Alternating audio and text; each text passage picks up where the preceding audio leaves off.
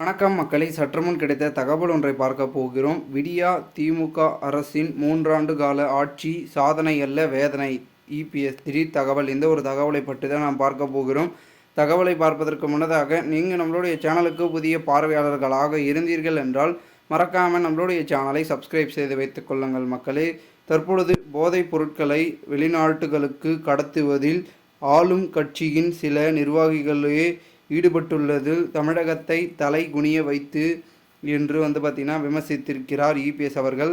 இது தொடர்பாக அதிமுக பொதுச் செயலாளர் எடப்பாடி பழனிசாமி அவர்கள் வெளியிட்டுள்ள அறிக்கையில், ஆட்சிக்கு வந்த 3 ஆண்டுகளில் மக்களுக்கு எந்த நன்மையும் செய்யாத அளித்த வாக்குறுதிகளில் மக்களுக்கு பலனளிக்கும் எதையும் நிறைவேற்றாத இந்த ஏமாற்ற மாடல் அரசின் முதலமைச்சர் திரு மு.க. ஸ்டாலின் தான் நடத்துவது சொல்லாட்சி அல்ல செயலாட்சி என்று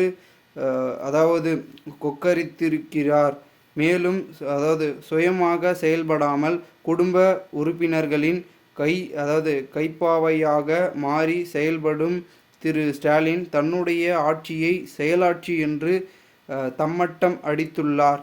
கடந்த 36 மாதங்களில் தமிழகத்தில் பல பகுதிகளில் சட்ட ஒழுங்கு சீர்குலைத்து கொலை, கொள்ளை, பாலியல் வன்கொடுமை, போதைப் பொருட்களின் கோரமாக மாறியிருக்கிறது.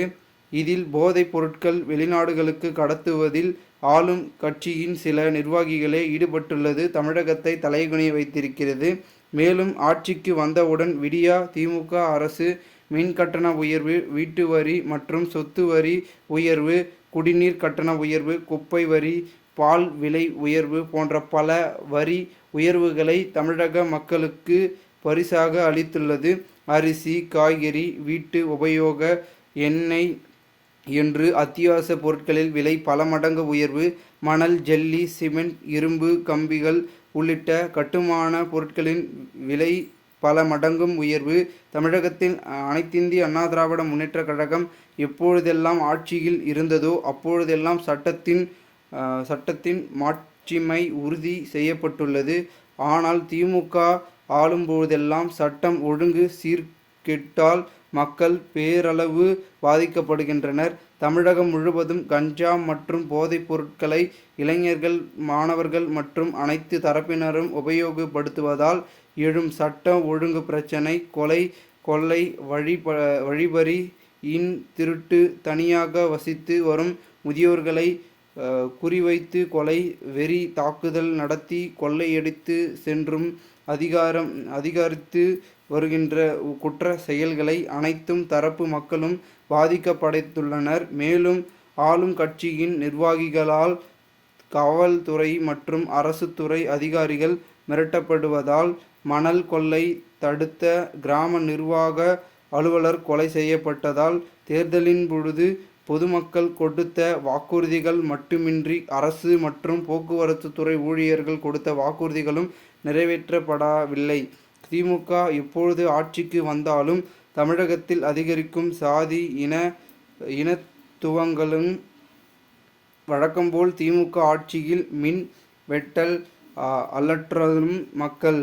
மேலும் 3 ஆண்டுகளில் 3.5 லட்சம் கோடி ரூபாய் கடன் வாங்கி மக்கள் கடனாளிகளாக ஆக்கியதுதான் விடியா திமுக அரசின் சாதனை. இவ்வாறு 36 மாத கால விடியா திமுக அரசின் வேதனைகளை சொல்லிக்கொண்டே போகலாம். கடந்த 36 மாதங்களாக எந்த ஒரு புது திட்டங்களையும் இந்த ஆட்சியில் செயல்படுத்தவில்லை. மாறாக எங்கள் ஆட்சியில் துவக்கப்பட்ட செயல்படுத்தப்பட்ட பணிகள் இந்த ஆட்சியில் ஸ்டிக்கர் ஒட்டி திறந்துதான் இந்த விடியா திமுக அரசின் சாதனை. அது மட்டுமில்லாமல் எனது தலைமையிலான அனைத்திந்திய அண்ணா திராவிட முன்னேற்ற கழகம் ஆட்சியில் அறிவிக்கப்பட்ட செயல்படுத்தப்பட்ட வந்த பல மக்கள் நலத்திட்டங்கள் தாமதப்படுத்தி வருகின்றனர். பல திட்டங்கள் மூடுவிழா செயல்படுகிறது.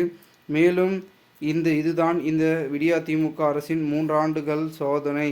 மேலும் இன்னும் 2 ஆண்டுகள் இந்த விடியா ஆட்சியின் திமுக ஆட்சியின் தொடர்ந்தால் தமிழகம் படும் பாதாளத்திற்கு தள்ளப்படும் சென்றுவிடும் என்று மக்கள் அஞ்சுகிறார்கள். தற்பொழுது தமிழகத்தில் நடத்தப்படும் சொல்லாட்சியும் அல்ல செயலாட்சியும் அல்ல, மாறாக விடியா திமுக ஆட்சி செயலற்ற ஆட்சி, பயனற்ற ஆட்சி மற்றும் விரோத ஆட்சி, மக்களுக்கு விரோத ஆட்சி என்பதனை தமிழக மக்களே விரைவில்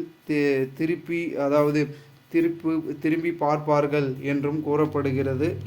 இது குறித்து இபிஎஸ் அவர்கள் இவ்வாறு தெரிவித்திருக்கிறார். மேலும் இந்த ஒரு தகவலை பற்றி பொதுமக்கள் உங்களுடைய கருத்துக்களை கூறுங்கள். நன்றி, வணக்கம்.